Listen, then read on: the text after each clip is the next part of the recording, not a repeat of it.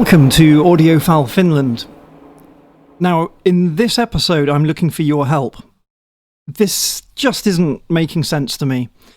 I went down the rabbit hole of high-res audio, MQA audio.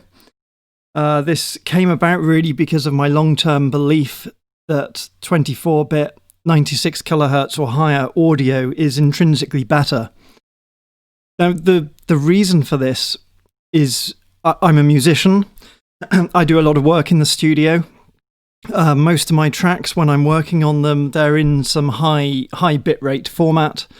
They are then mastered, and then typically the end result is a 16-bit 44 kilohertz wave or WAV file or FLAC or whatever. But my belief has been that when I'm listening to the track in Cubase and then I'm listening to the exported track, I've always felt there's a difference there. Now, it may not be a fair comparison because the internal processing engine in Cubase runs at a very high rate. There's a lot of extra headroom. There's a lot of magic going on there, which is maybe not represented in a standard audiophile format.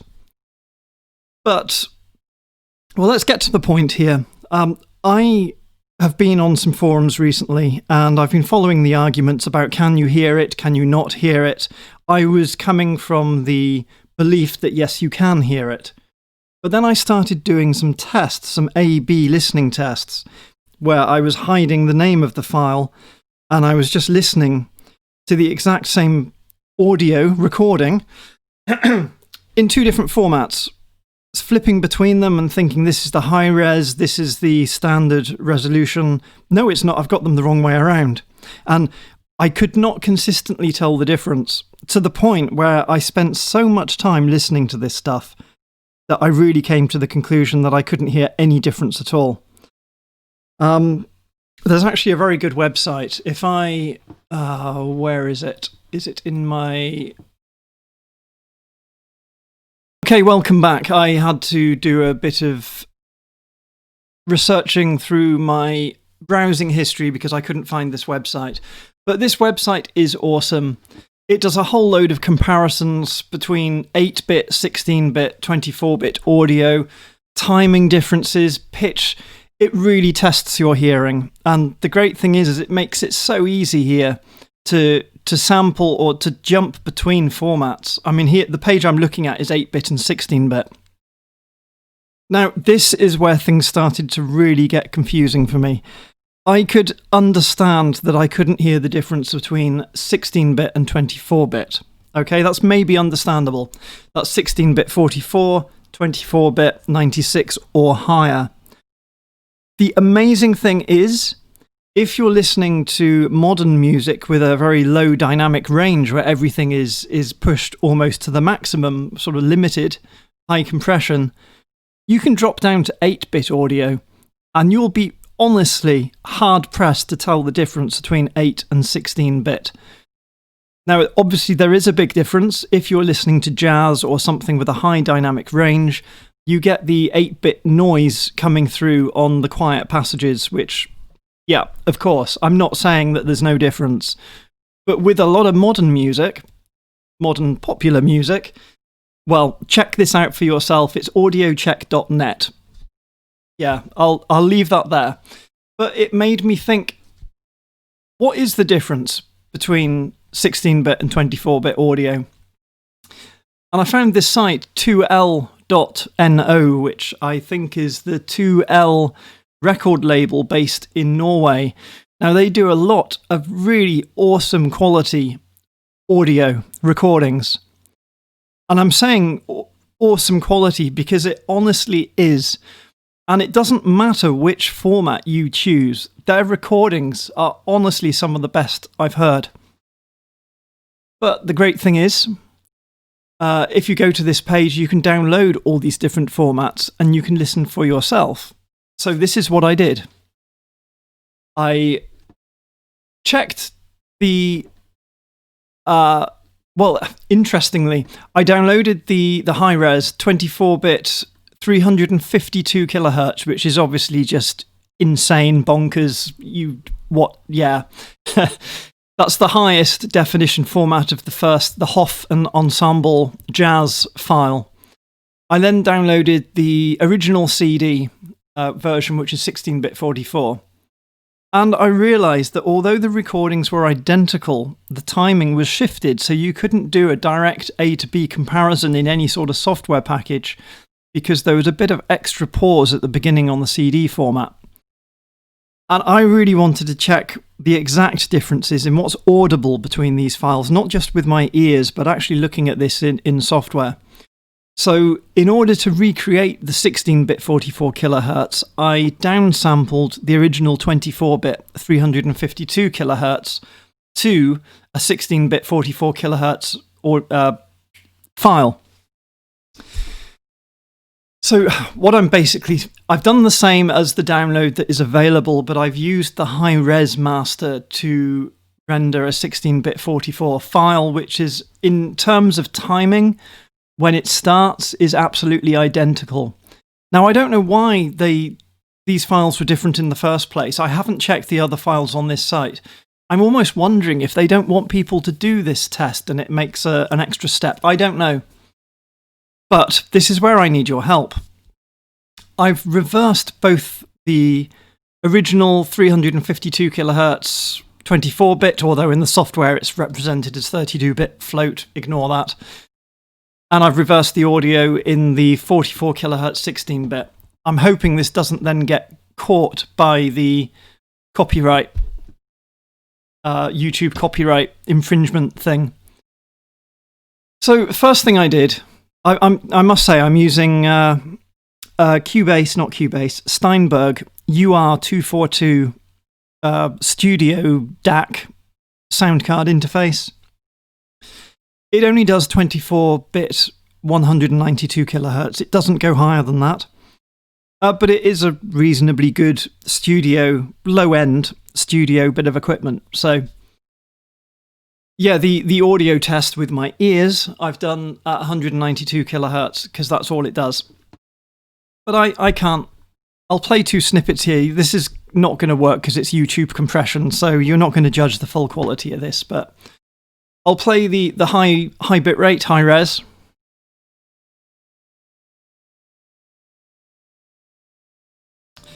And it would help if I enabled desktop audio. Here we go.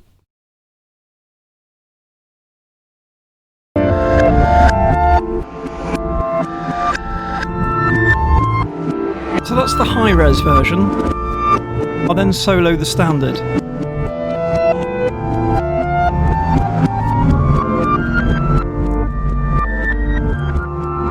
And back.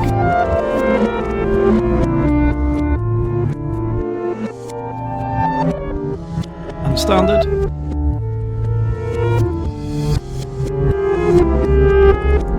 Now I know this is nonsensical, really, because you're listening to it reversed and you're listening to it on YouTube. But I've listened to this at high volume with Beyer dynamic headphones, studio headphones, admittedly, not audiophile, but studio. It's the standard headphones used in recording studios around the world. I've also listened to this through the Steinberg UR242 DAC, and I'm using Tannoy studio reference monitors, which again are the lower end, but I use them for all my music work. Absolutely, if I change the file names so that I don't know which is which and I'm switching between them, I honestly cannot hear a difference. Sometimes I've convinced I can hear a difference, and I think this is definitely the 24-bit version. And then I check afterwards, and the one I thought was better was the 16-bit.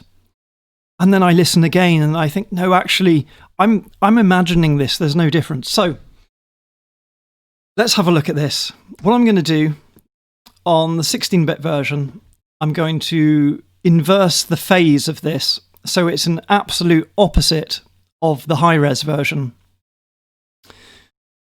Effect, invert.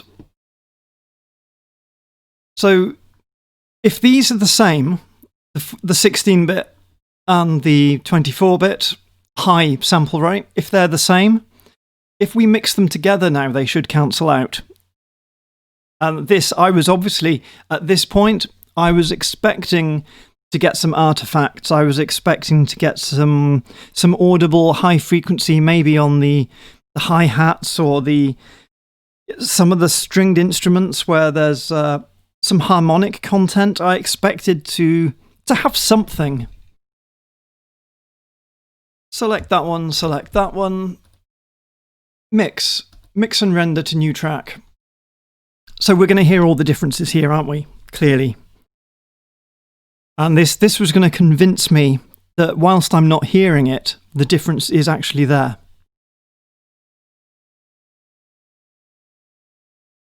Now, let's see. This is the output. We're going to solo this. This is actually slightly different to my results earlier. My results earlier, it was basically nothing. And then if I normalized it to get all the noise level, and then I examined it, I was just getting some very, very slight ultrasonic content of about 30 kilohertz upwards, which is obviously irrelevant as far as our hearing goes. But I'm curious now. What is the difference here?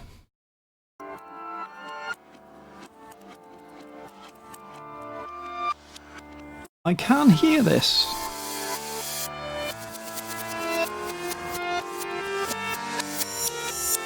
I can hear high frequency content. So the question is now is why? Why is this different to earlier when I was playing this with the tracks in forward mode, not reversed? Yeah, there is some very, very faint audio.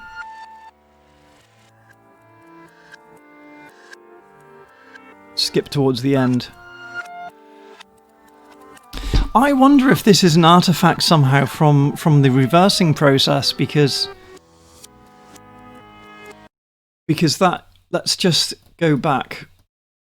Undo reverse. So this is now playing forward. I can play a short sample.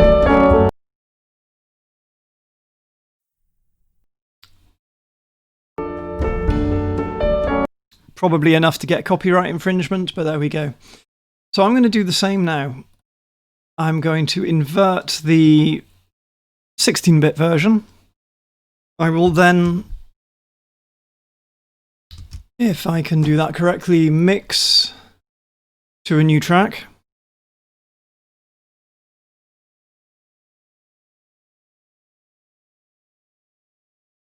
And we'll see what happens.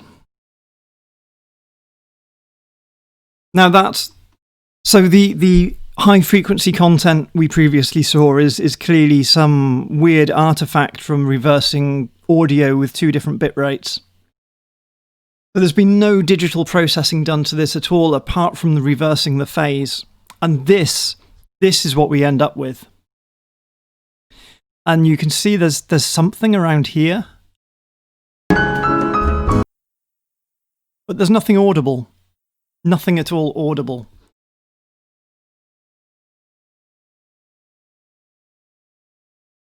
So now I'll normalize this, which is going to boost all of that very low level noise up to -3 dB or something around that. I didn't actually check the setting, but it'll be near enough. Right, here we go. So this is the difference now. I don't need to worry about copyright infringement here because, honestly, there is no audible, nothing recognizable in this. So let's play it. I don't know whether you can hear that. If I turn the volume right up here, I can hear high frequency hiss. Let me, normalize to 0 dB just on that one section. This is the difference. This is the audible difference between the high res and 16-bit. You can just hear all that. Everything we're missing from the standard 16-bit 44 recording. This is just noise, and it's very, very low-level noise, which is probably something to do with the artifacting or something in the 16-bit recording, mixed with the extra high-frequency content, ultrasonic high-frequency content in the crazy sample rate recording.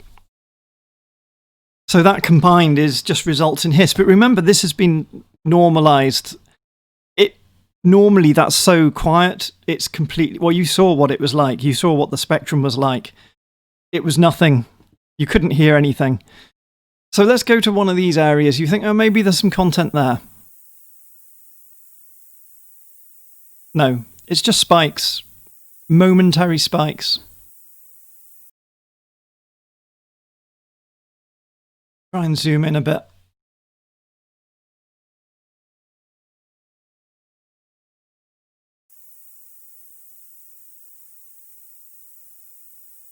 Barely audible little spikes in the noise.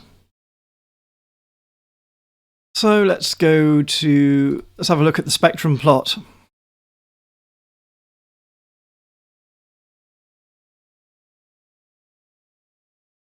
So our hearing, 20,000 hertz.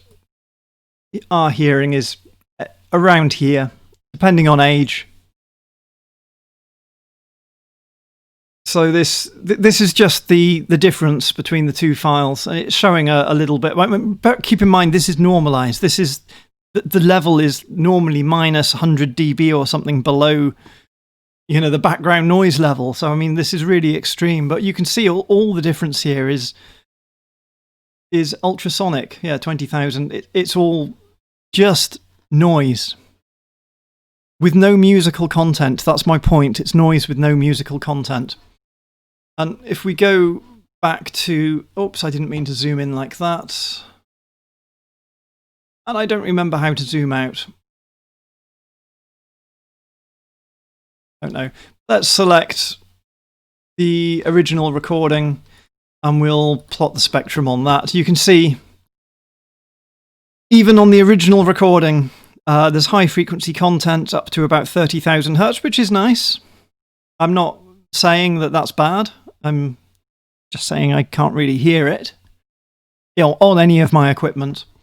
And then you've got this extreme boost of high-end, high-frequency ultrasonic noise, which isn't really going to do anything apart from cause probably a lot of harmonic issues. I don't even know how modern tweeters would handle this, whether they'd even be past it, or whether... Yeah, I don't know. But my point remains, what am I doing wrong? Am I doing anything wrong? This is before I even look at MQA, because MQA is a kind of lossy version of 2496, albeit with additional filters that are supposedly helping the timing and the pre and post ringing. But those filters are not specific to MQA. They may be wrapped up in some sort of patent, but you can get similar filters that do the same thing outside the MQA format. But I was still thinking, is there some sort of magic? Is it worth... I wanted to review MQA, to be honest. I wanted to do a review of TIDAL streaming uncompressed CD quality, compare it to 2496 downloaded files that I have that I've bought from, I don't know, HD Audio or whatever the service is called. And I wanted to compare it with MQA because everyone's convinced me that there's a difference and you have to hear it for yourself.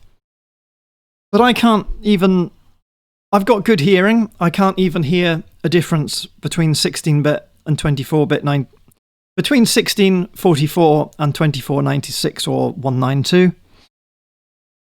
And I proved to myself today that on modern music, it can even be difficult to differentiate between 8-bit 44 kilohertz and 16-bit 44 kilohertz. And I kind of hate myself for saying that because I've considered myself an audiophile for most of my life. I spend a lot of time in the studio working on music. And it really pains me to say that today I've struggled to tell the difference between an 8-bit and a 16-bit file. But that sadly is the reality. And as I say, that's only in particular cases.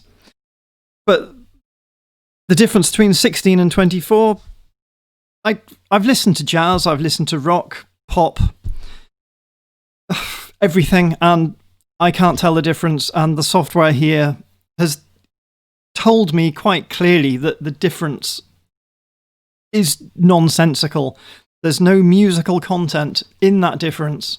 It is just high frequency noise. I'm hoping that someone will tell me that I'm an idiot and that something with the process here is incorrect.